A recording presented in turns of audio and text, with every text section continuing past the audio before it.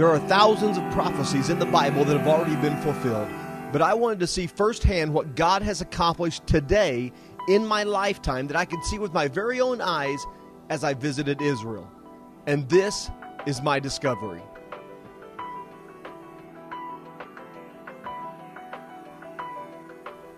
The first prophecy fulfilled is so obvious that many people overlook it.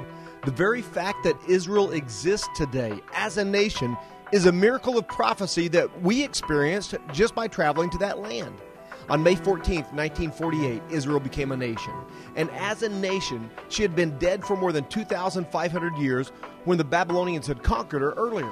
So for 2,500 years, the nation was non-existent. When Babylon controlled the people of Israel, God spoke to his prophet Ezekiel to tell him what would happen. And in Ezekiel 37, God showed Ezekiel this valley of dry bones, which represented the dead nation of Israel. And God asked Ezekiel, he said, "Son of man, can these bones live?" Then in verse 4, God told him, "Prophesy to these bones and say to them, dry bones, hear the word of the Lord.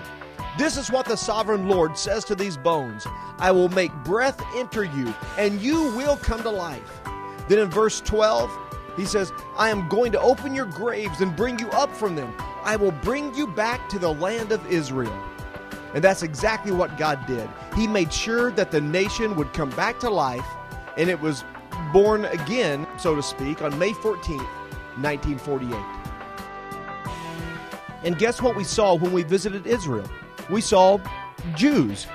Now, it seems obvious today, but that is yet another prophecy fulfilled that I saw with my very own eyes. Although in their history, Jews had been banned from Jerusalem and even exiled from Israel to try to get them to assimilate into other nations. So it would seem that the Jewish culture would lose their identity after 2,500 years. But they didn't, because God had a plan.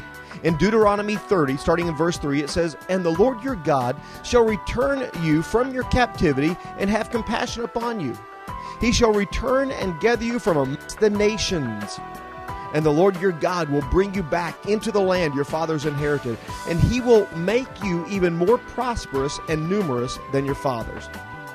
Jeremiah heard the same thing from God in 31 verse 6. He said, "Behold, I will bring them back from northern lands and gather them from the ends of the world."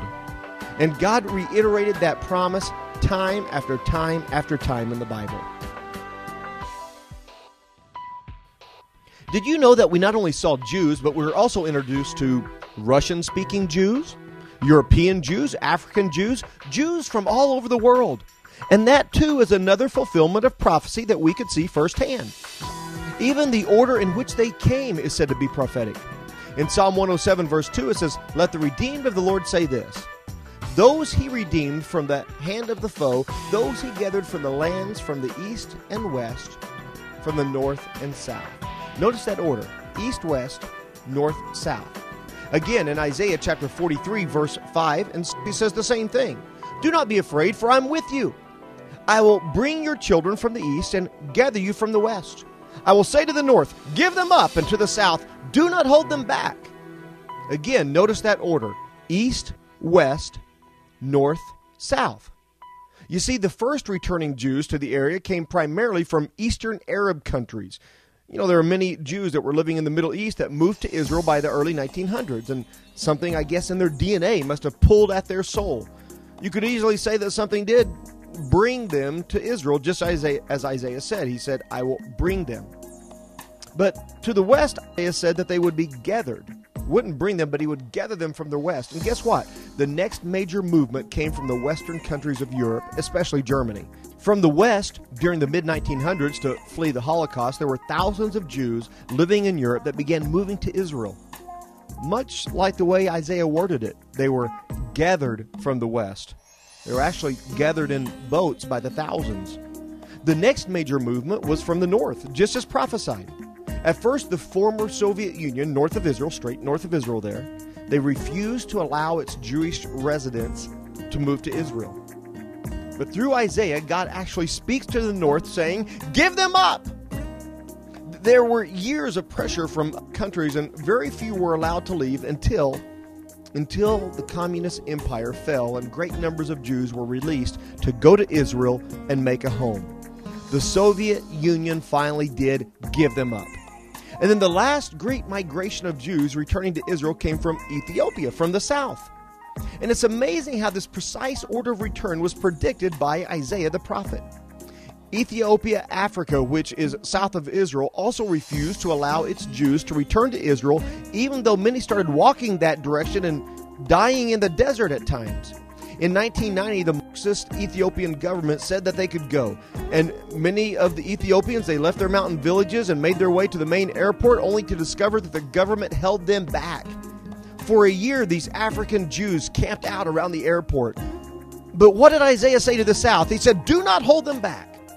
So the Marxist government was overthrown, and in one day, over 35 planes airlifted nearly 15,000 Ethiopian Jews from bondage of Africa to the freedom of Israel. I had the privilege of meeting Ethiopian Jews while in Israel.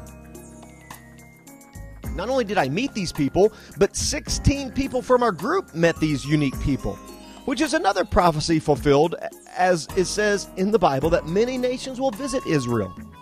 Isaiah 49:22 says, "This is what the sovereign Lord says. See, I will beckon to the Gentiles." That's me. I'm not Jewish, so I'm a Gentile. He says, "See, I will beckon to the Gentiles. I will lift up my banner to the peoples. They will bring your sons in their arms and carry your daughters on their shoulders." And also in Zechariah 8:22, it said the same thing. So many peoples and powerful nations will come to Jerusalem to seek the Lord Almighty. You know, that's what we were doing. We were going to Jerusalem, to Israel, to experience the Lord, to seek the Lord. It's hard to believe that I don't just have to read about biblical prophecy, but I can actually be a part of it. It was amazing to see the ruins of Israel rebuilt, places like the Garden of Gethsemane where Jesus prayed, or the upper room where the Holy Spirit poured out on believers, or seeing Jerusalem, the capital of Israel, or even a city called Bet Shean where the city Philistines, they fastened the dead body of Saul to the wall, Israel's first king. Seeing these ruins is yet another fulfillment of prophecy, because Amos 9:11 says that in that day I will restore David's fallen tent, and I will repair its broken places and restore its ruins and build it as it used to be. And in Ezekiel 36:10, God says the towns will be inhabited and the ruins rebuilt. That's what it's like today in Israel. There are ruins that are rebuilt and towns that are inhabited. Those ruins are amazing to see. But God wouldn't just rebuild the old, He would also cause prosperity to flow in the current Israel.